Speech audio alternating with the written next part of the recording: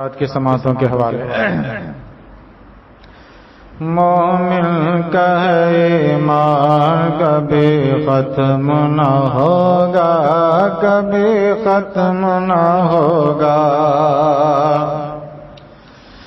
مومن کا ایمان کبھی ختم نہ ہوگا، کبھی ختم نہ ہوگا۔ مومن کا ایمان کبھی ختم نہ ہوگا، مومن کا ایمان کبھی ختم نہ ہوگا۔ اور سرکار کا فرمان کبھی ختم نہ ہوگا، کبھی ختم نہ ہوگا۔ اللہ کا فرمان کبھی ختم نہ ہوگا، کبھی ختم نہ ہوگا۔ اور دنیا کی ہر ایک شے تو فنا ہوگی یقیناً، فنا ہوگی یقیناً۔ دنیا کی ہر ایک شے تو فنا ہوگی یقیناً، دنیا کی ہر ایک شے تو فنا ہوگی یقیناً۔ اور اللہ کا قرآن کبھی ختم نہ ہوگا، کبھی ختم نہ ہوگا۔ اللہ کا قرآن کبھی ختم نہ ہوگا، کبھی ختم نہ ہوگا۔ اور خوشبو سے وضو کرتی ہیں ہر وقت فضائیں، ہر وقت فضائیں۔ خوشبو سے وضو کرتی ہیں ہر وقت فضائیں، خوشبو سے وضو کرتی ہیں ہر وقت فضائیں۔ طیبہ کا گلستان کبھی ختم نہ ہوگا، کبھی ختم نہ ہوگا۔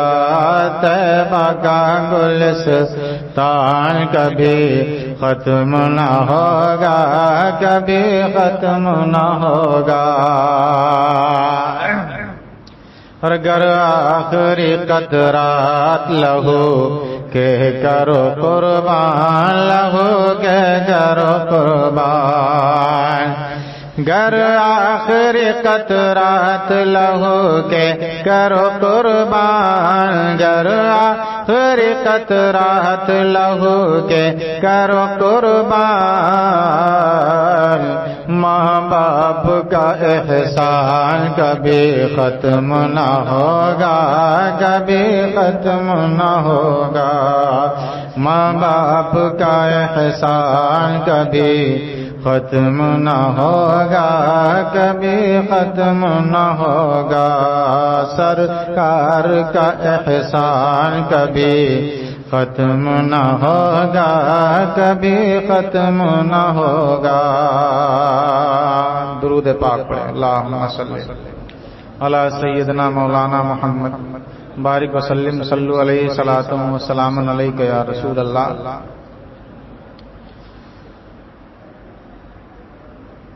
بسا اوقات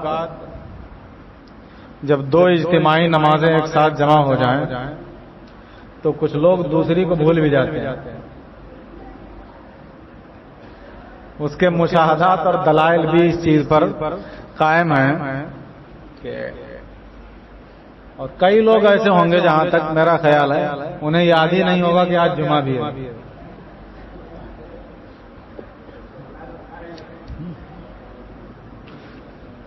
پوچھ رہے ہیں کہ آج جمعہ ہے کیا،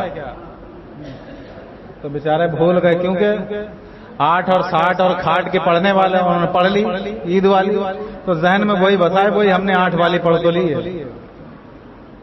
تو بسا اوقات ایسا ہوتا ہے کہ جب دو اجتماعی نمازیں جو ہے کیا ہے وہ جمع ہو جاتی ہیں ایک دن پہ۔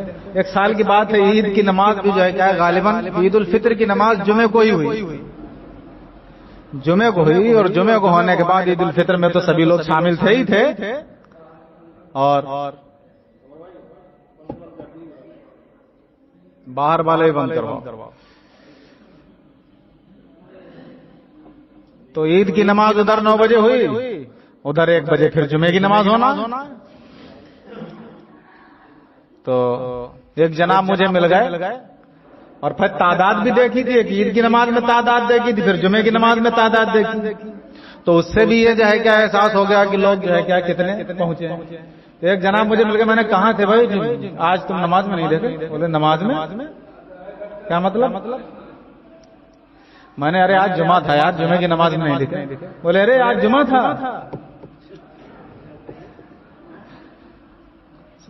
تو بسا اوقات یہ ایسا ہوتا ہے کہ جب 2 اجتماعی نمازیں جن کی اہمیت اور جو ہے کیا ہے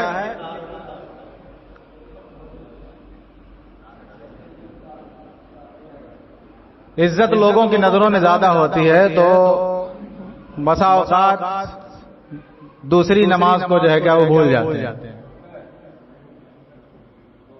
آیت کریمہ میں نے آپ حضرات کی سماعتوں کے حوالے کی. قل ان کنتم تحبون اللہ فاتبعونی یحببکم اللہ. اللہ رب العزت اپنے حبیب سے قرآن میں فرماتا ہے، اے حبیب لوگوں سے کہہ دیجئے کہ اگر تم واقعی مجھ سے محبت کرتے ہو، اور تقاضا بھی یہی ہے کہ سرکار سے سب سے زیادہ محبت کی جائے. بخاری شریف کی حدیث میں سرکار نے فرمایا لا یؤمن احدکم حتی اکون احب الیہ من والدہ وولدہ والناس اجمعین. جس کا سیدھا سادہ اپنی زبان میں ترجمہ یہ ہے، ہماری آپ کی مادری زبان میں ترجمہ یہ ہے، جب تک کہ دنیا کی ہر چیز، اولاد، والدین، دنیا کے ہر چیز سے زیادہ سرکار سے لگاؤ، ان کی ناموس پر قربانی کا جذبہ جب تک دل میں نہیں آئے گا اس وقت تک کمال ایمان نہیں ہوتا. اور جب آقا کریم صلی اللہ علیہ وسلم کی تشریف آوری ہو گئی تو کفار مکہ یوں نہیں تھا کہ وہ رب کو نہیں مانتے تھے، اللہ کو نہیں مانتے، اللہ کو مانتے تھے، لیکن وہ مومن نہیں کہلائے جب تک کہ انہوں نے محمد مصطفیٰ کو مان نہیں لیا. جس نے محمد مصطفیٰ کو مان لیا وہ مومن ہو گیا، اور جو صرف خدا کو مانتا رہا وہ مومن نہیں کہلایا. تو اللہ رب العزت نے فرمایا ہے حبیب لوگوں سے کہہ دو قل ان کنتم تحبون اللہ، اگر تم اللہ سے محبت کا دعویٰ کرتے ہو، اللہ سے محبت کرتے ہو، فاتبعونی تو میری پیروی کرو، میرے نقوش پر چلو. فاتبعونی میں جہاں جھکوں جھک جاؤ، میں جہاں کھڑا ہو جاؤں کھڑے ہو جاؤ، میں جہاں بیٹھ جاؤں بیٹھ جاؤ، میں جہاں بولوں وہاں بولو. تو میرے بیٹھنے کے ساتھ بیٹھو گے تو بیٹھنا میرا ہوگا لیکن عبادت خدا کی. محبت جو ہے کیا ہے وہ محبت کا ثبوت افعال سرکار کے ضمن میں تمہارے افعال سے سمجھا جائے گا. فاتبعونی تو اللہ سے محبت کا اگر دعویٰ ہے تو سرکار فرماتے ہیں فاتبعونی میری پیروی کرو. یحببکم اللہ، اللہ تمہیں محبوب بنا لے گا، تمہیں درجہ حب عطا فرمائے گا، تمہیں اپنا محبوب بنا لے گا. آج ہمیں اور آپ کو اپنے افعال، اعمال، کردار اور اپنے سماج کے معاملات کو مشاہدہ کرنے کی ضرورت ہے. کیا وہی معاملات ہمارے سماج کے ساتھ ہیں؟ کیا وہی معاملات ہمارے معاشرے کے ساتھ ہیں؟ کیا وہی معاملات ہمارے اپنے پڑوسیوں کے ساتھ ہیں جو آقا کریم صلی اللہ تعالی علیہ وسلم کے معاملات اپنے پڑوسیوں سے تھے، اپنے ہم نواؤں سے تھے، اپنے ہم نواؤں سے تھے؟ قرآن میں متعدد جگہ کہا گیا ان الذین آمنوا وعملوا الصالحات، ایک جگہ نہیں 10 جگہ کہا گیا وہ لوگ جو ایمان لائے اور اچھے کام کیے. اچھے کام صرف مسجد میں آ کر کے 8ویں دن سجدہ کر لینا اور 8ویں دن 5 وقتہ والوں کو کہہ لیجیے 5 وقت آ کر کے سجدہ کر لینا، صرف یہی اچھے عمل ہیں. معاملات جس کے اچھے نہیں ہیں اس کی عبادتیں اکارت ہیں. مزدوروں سے کام کرا کے ان کی مزدوری نہیں دیتے، معاملات اچھے بتا رہے ہو اپنے. حقوق لے کر کے حقوق ادا نہیں کرتے، معاملات اچھے ہیں تمہارے. معاملات ہمارے اچھے ہیں، جس سے لے لیا اس کا دینے کا من نہیں ہے، یہ معاملات ہیں ہمارے. امانتوں میں خیانت کر رہے ہیں ہم، یہ معاملات ہیں ہمارے. ملاؤ اپنے معاملات کو محمد مصطفیٰ کے معاملات سے. جب محمد مصطفیٰ مکہ کی سرزمین سے مدینے کی طرف چلتے ہیں تو وہ جو محمد پر ایمان نہیں لائے، اگرچہ ان کا کلمہ نہیں پڑھتے تھے، لیکن اپنی امانتیں محمد کے پاس رکھ کر کے چلے جاتے تھے. جانتے تھے محمد امین ہے، امانت میں خیانت نہیں. تو جو مومن ہوتا ہے وہ امانت میں خیانت نہیں کرتا ہے، اور جس کے ایمان میں کمی آ جاتی ہے وہی امانتوں میں خیانتیں کرتے ہیں.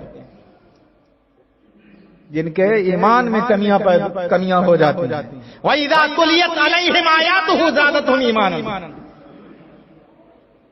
جب ایمان والوں پر قرآن کی آیتیں پڑھی جاتی ہیں تو اللہ رب العزت فرماتا ہے ان کے ایمان بڑھ جاتے ہیں، اور جب کافروں پر وہی آیتیں اترتی ہیں تو ان کا کفر و الحاد بڑھ جاتا ہے. منافقین پر وہی آیتیں اترتی ہیں تو ان کا کفر و الحاد بڑھتا چلا جاتا ہے، اور مومنین کا ایمان بڑھتا چلا جاتا ہے اور پختہ ہوتا جاتا ہے. ایک آیت قرآنیہ ملی، دوسری محمد مصطفیٰ کی تعریف ملی، اور پورا قرآن سرکار کی تعریف کرتا نظر آتا ہے. کروں مدح اہل دولزا، پڑے اس بلا میں میری بلا، میں گدا ہوں اپنے کریم کا، میرا دین پا رہنا نہیں. ارے جب قرآن خود محمد مصطفیٰ کی تعریف کر رہا ہو، ہر آیت میں اگر ایمان کا چشمہ لگا کر کے دیکھا جائے تو کوئی آیت ایسی نہیں ہے جو محمد مصطفیٰ کی تعریف و توصیف بیان کرتی نظر نہیں آتی. جسے امام عشق محبت نے اپنے کلام میں کہا ہے، رضا خود صاحب قرآن ہے مداح حضور، تجھ سے کب ممکن ہے پھر مدحت رسول اللہ. تو کیا تعریف کرے گا جب قرآن جسے اللہ رب العزت نے کلام نفسی جو ازلی اور ابدی ہے، جب وہ تعریف کرتا ہے محمد مصطفیٰ کی تو کیا تعریف کرے گا؟ تیری زبان ہی کس لائق ہے؟ وہ کلام نفسی کہ جو ازلی بھی ہے ابدی بھی ہے، وہ جب تعریف کرتا ہو، ازلی جس کی نہ ابتدا کا پتہ ہو اور ابدی جس کی نہ انتہا کا پتہ ہو، وہ کلام جو ازلی اور ابدی ہے وہ محمد مصطفیٰ کی جب تعریف کرتا ہے تو تیری زبان کس لائق ہے کہ تو محمد مصطفیٰ کی تعریف کروں مدح اہل دولزا جو بھی ہو سکتی ہے. تو کہتے ہیں خیر رضا خود صاحب قرآن ہے مدح ہے حضور، تجھ سے کب ممکن ہے پھر مدحت رسول اللہ. تو کیا کر سکے گا؟ لیکن آگے کہتے ہیں جو ایسا بھی ہے جو کچھ بھی ہے کرتا ہوں کروں مدح اہل دولزا. اس سے تو اچھا ہے کہ حکومت والوں کی تعریف کرتا ہوں، منسٹر پرائم منسٹر کی تعریف کروں، ممبر چیئرمین کی تعریف کروں. اس سے تو اچھا ہے کہ کروں مدح اہل دولزا، پڑے اس بلا میں میری بلا پڑے ایسی تعریفوں میں. میں گدا ہوں اپنے کریم کا، میرا دین پا رہنا ہے. میں گدا ہوں اپنے کریم کا، میں ایک روٹی کے ٹکڑے کے لیے کسی امیر کی تعریف کرتا گھوموں، یہ مجھ سے نہیں ہوگا. میں محمد مصطفیٰ کا غلام ہوں، تعریف ان کی کروں، میرا دین پا رہنا نہیں. درود پاک پڑھی اللہم صلی علی سیدنا مولانا محمد بارک وسلم صلو علیہ صلاۃ و سلام علیک یا رسول اللہ یا نبی اللہ یا حبیب اللہ.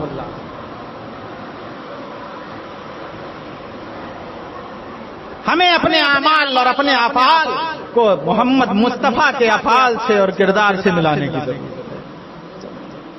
تو جو لوگ اللہ پر ایمان رکھتے تھے وہ اللہ کو مانتے تھے، لیکن اس کے ساتھ ساتھ میں کیا تھا؟ بتوں کا اپنا حمایتی سمجھتے تھے. کہتے ہیں اللہ تعالیٰ معاذ اللہ رب العالمین. علامہ جلال الدین سیوطی رحمۃ اللہ تعالی علیہ تفسیر جلالین میں لکھتے ہیں کا عقیدہ یہ تھا کہ قیامت کے دن اللہ رب العزت جب نہیں مانے گا، ہماری بخشش نہیں کرے گا، تو یہ بت جن کی ہم عبادت کرتے ہیں یہ ہمارے سفارشی بنیں گے، اور اگر نہیں مانے گا تو اللہ سے زبردستی منوائیں گے معاذ اللہ رب العالمین. یہ عقیدہ تھا. حالانکہ اللہ پر ایمان رکھتے تھے، ایسا نہیں اللہ پر ایمان نہیں رکھتے، اللہ پر ایمان رکھتے، لیکن کیا ہے؟ بتوں کو حمایتی سمجھتے. اسی لیے اللہ رب العزت نے فرمایا وقودها الناس والحجارہ، جنہیں تم اپنا حمایتی سمجھتے ہو، انہیں حمایتیوں کو جنہیں تم ڈنڈے کے زور سے منوانے کا جو ہے کیا ہے، آپ ڈنڈے کے زور سے منوانے پر قادر سمجھتے ہو، انہیں لوگوں کو ڈالو، لوگوں کو بھی ڈالا جائے گا، اور ان پتھروں کو بھی، ان بتوں کو بھی جہنم میں ڈالا جائے گا. ہمیں آگ بھڑکانے کے لیے لکڑیوں کی ضرورت ہے، لیکن جہنم کی آگ بھڑکانے کے لیے پتھروں کو اس میں ڈالا جائے گا۔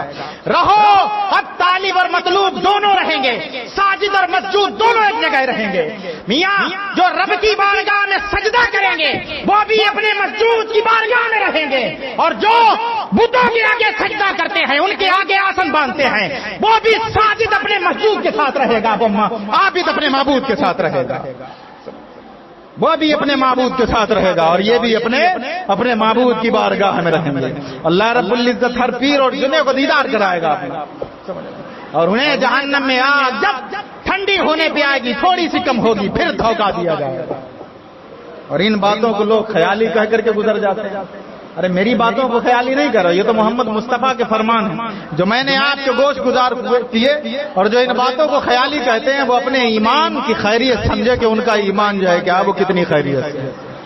درود پاک پڑھ لیں، اللہم صلی علی سیدنا مولانا محمد مبارک وسلم، صلو علیہ الصلوۃ والسلام علیک یا رسول اللہ، یا نبی اللہ، یا حبیب اللہ۔ تو معاملات کو صرف آپ نماز، روزہ اور حج میں محدود کر دیں کہ معاملات صرف یہی ہیں، اچھے عمل صرف یہی ہیں، تو یہ ہماری کج فہمی اور کم فہمی اور نا سمجھی کے علاوہ کچھ نہیں۔ معاملات صرف نماز، روزہ، حج و زکات نہیں ہے، معاملات تمہارے اپنے ہمسائے کے ساتھ تمہارے معاملات کیسے ہیں، تمہارا جن سے لین دین ہے ان سے تمہارے معاملات کیسے ہیں، تم اپنے محلے میں تمہارے معاملات کیسے ہیں، تمہارے ہمسایوں کے ساتھ تمہارے معاملات کیسے ہیں، تمہارے پڑوسیوں کے ساتھ تمہارے معاملات کیسے ہیں۔ آج دیکھو سماج کا ملاحظہ کرو تو پڑوسی کو کھایا جا رہا ہے، اور بے اعتبار سماج اگر پڑوسی کی برائی منہ پہ نہیں کر سکتا ہے تو دوسروں سے برائی کرتا، پیچھے برائی کرتا نظر آتا ہے۔ پڑوسی کو کھانے کے لیے تیار ہے، اور محمد مصطفیٰ فرماتے تیرے پڑوسی کے تجھ پہ حق ہیں۔ اگر تیرے گھر میں کھانا بنے تو اپنے کھانے میں شوربہ بنا لے، اور کہیں ایسا نہ ہو کہ تیرے پڑوسی کو ضرورت ہو۔ اسلام یہ سکھاتا ہے، اور ہم بالکل اس کے برخلاف جا رہے ہیں، اور نماز، روزہ، 5 وقت کی نماز پڑھ کر کے اور رمضان کے روزے رکھ کر کے سمجھتے ہیں صاحب ہم تو نجات پا گئے، ہم منجی ہو گئے، ہمیں تو اب کوئی جنت میں جانے سے روک ہی نہیں سکتا۔ یا جلوس میں نعرے لگا لیے 4 کھڑے ہو کر کے، نہ 8 کی، نہ 8 کی، نہ 360 کی، 4 نعرے لگا لیے اور سمجھ لیے کہ ہم جنتی ہو گئے میاں۔ تو جنت کا ٹکٹ اتنا سستا تو نہیں ہے میاں کہ آپ 4 نعرے لگاؤ اور دوسروں کو جو ہے کیا تکلیف دو اور کہو کہ ہم جنت کے دعوے دار ہیں، پہنچ گئے ہم جنت۔ محمد مصطفیٰ سے جب جنت مانگی جاتی ہے تو سرکار بھی اس وقت فرماتے ہیں کیا جنت دوں گا، اعینونی بکثرت السجود، ربیہ جنت ہے تیرے لیے، اپنا ساتھ دوں گا تجھے، لیکن تو کثرت سجدہ سے میری مدد کر، نمازیں پڑھا کر، نفل پڑھا کر، تب جا کر کے تجھے اپنے ساتھ جنت میں لے جاؤں گا۔ نمازیں بھی پڑھا کر، سجدے بھی کیا کر، اعینونی بکثرت السجود، تو میری مدد کر کثرت سجدہ کے ساتھ رب کی بارگاہ میں، سجدے خوب کیا کر رب کی بارگاہ میں۔ بڑے لمبے لمبے سجدے 8ویں دن آ کر کے صاحب اب تو 4 رکعت سنت جو ہے کیا وہ 8 منٹ میں ادا ہوتی، ایسا انہماک لگتا ہے صاحب کہ اب پتا چلتا ہے کہ اب ان سے بڑا ولی کوئی ہے ہی نہیں زمین۔ اپن مولویوں کی نماز میں انہیں ہیٹ لگنے لگتی، کہتا ہے دیکھ رہے ہیں پڑھے لکھے آدمی 4 رکعت نماز 3 منٹ پڑھ لی، نماز ہیٹ لگنے لگتی ہے۔ جنہیں اپنی عبادتیں بھاری لگنے لگیں اور دوسرے کی عبادتیں ہلکی لگنے لگیں، سمجھ لو کہ ان کی عبادتیں بھی خراب ہو گئی۔ حضرت شیخ سعدی رحمت اللہ تعالی علیہ اپنے بچپنے کا واقعہ بیان کرتے ہیں، کہتے ہیں ہم ایک مرتبہ عابدوں کی جماعت کے ساتھ سفر کر رہے تھے، کہتے میرے والد صاحب میرے ساتھ تھے، میرے والد صاحب میرے ساتھ تھے، کہہ رہے عابدوں کی جماعت کے ساتھ جن کا نام تھا کہ یہ بہت بڑے عبادت گزار ہیں، راتوں کو عبادت کیا کرتے ہیں، ان کے ساتھ سفر میں تھے اور سفر میں جا رہے تھے، ایک جگہ پڑاؤ کیا، رات میں پڑاؤ کیا تو وہ سارے عابدین لیٹ کر کے سو گئے، اور کہتے ہیں میں پوری رات عبادت کرتا رہا، میں پوری رات عبادت کرتا رہا۔ عبادت جب صبح کو ابا حضور سے، میں اپنے ابا حضور سے مخاطب ہوتا ہوں اور کہتا ابا حضور کیسے لوگ ہیں یہ کہ پوری رات سوتے رہے، انہوں نے سجدہ نہیں کیا؟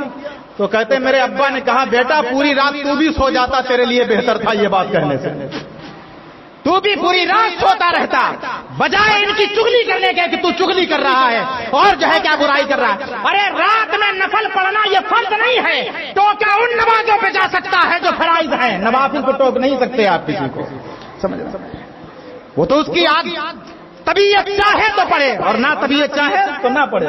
تو کہا کہ تو بھی رات بھر سوتا رہتا, اس سے بہتر تھا کہ تو ان کی چگلی کر رہا ہے, تو بھی سوتا رہتا ہے. تو اپنی عبادتیں ایسے سمجھ لو, اپنی عبادتوں کو ہیٹ سمجھو, اپنے سجدوں کو ناچیز سمجھو, اور دوسرے کے سجدوں کو جو ہے مقبول بارگاہ الہی سمجھو. تبھی سمجھ لو کہ تمہارے سجدے کی خیریت ہمارے سجدے کی خیریت. اور دوسرے کی عبادتوں کو 4 دن نماز پڑھنے کے بعد اگر پڑوسی بے نماز, ارے مولوی صاحب کیا بتائیں, بالکل کافر ہیں یہ تو, 8ویں دن بھی نماز نہیں پڑھتے, اس پہ کفر کا فتویٰ لگا دیا. ارے ہمارے ائمہ کے نزدیک کفر یہ ہے کہ جو نماز نہیں پڑھتا وہ کافر ہو جائے گا. نماز کا منکر کافر ہے, نماز نہ پڑھنے والا کافر نہیں. جو نماز کو ارکان اسلام سے نہ مانے, جو نماز کو اسلام کا ستون نہ مانے, وہ کافر ہے. نماز نہ پڑھنے والا کافر نہیں. تو کسی کی بھی برائیاں کرنے سے پہلے, ان سے حقوق لینے سے پہلے نیت یہ کرو کہ حقوق ان تک پہنچائیں گے, معاملات اپنے اچھے رکھیں. معاملات اچھے ہیں تبھی پھر عبادتیں رب کی بارگاہ میں. یہ نماز روزہ حج یہ اللہ تعالیٰ کے حق ہیں, اور یہ جو آپ کے پڑوسیوں کے حق ہیں, سماج کے حق ہیں, یہ بندوں کے حق ہیں. اللہ اپنے حق چاہے گا, جب چاہے گا معاف کر دے گا. وہ تو کریم ہے, رحیم ہے, ستار ہے, غفار ہے. کتنی صفت رحمت اس نے بیان فرمائی. تو اپنے حقوق جب چاہے معاف کر دے, بالکل نہ پوچھے آپ سے. لیکن حقوق عباد اگر آپ نے پورے نہیں کیے, بندوں کے حقوق پورے نہ کیے, اپنی بیوی بچوں کے حقوق پورے نہ کیے, پڑوسیوں کے حقوق پورے نہ کیے, تو وہ مسئول ہم تو ہیں ہی ہیں, وہ پوچھے جائیں گے. ان سے چھٹکارا نہیں ہو پائے گا میاں جب تک کہ جو ہے کیا صاحب حق معاف نہیں کرے گا. استغفر اللہ ربی من کل ذنب.